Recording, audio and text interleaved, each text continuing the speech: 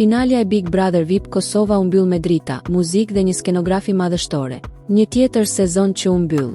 Në fund të mbrëmjes, fitues u shpall Londri Mekaj, duke rrëmbyer çmimin e madh prej 150.000 eurosh dhe duke vulosur rrugtimin e tij në shtëpinë më të famshme në vend.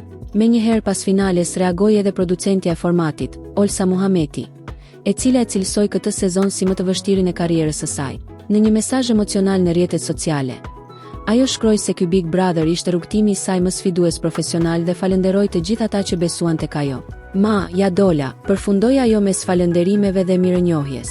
Por pyetja që po qarkullon me zë të ulët e që po bëhet gjithnjë më e fortë është: a ja doli vërtet? Sipas një pjese të madhe analistësh dhe ndjekësish të formatit, ky sezon u përball me kritika të vazhdueshme.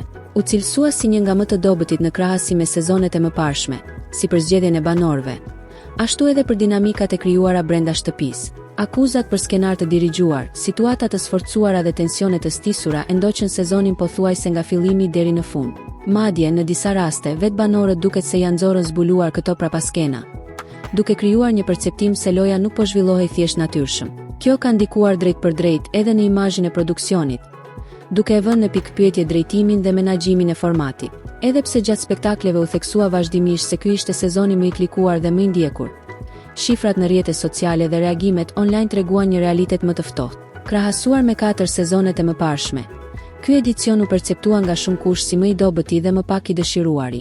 Finalja ishte festive, dritat ishin të forta, fjalët ishin emocionuese, por pas duartrokitjeve, mbetet një debat i hapur mbi suksesin real të këtij sezoni. Ndoshta për Olsa Muhametin ishte betejë më e vështirë profesionale, por në televizion si në jetë, jo çdo betejë e përfunduar do të thotë domosdoshmërisht fitore.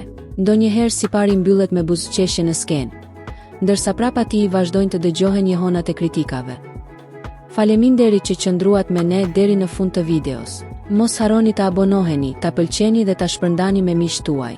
Mbështetja juaj na motivon të sjellim për ju përmbajtje edhe më interesante. Faleminderit që jeni pjesë e kanalit ton.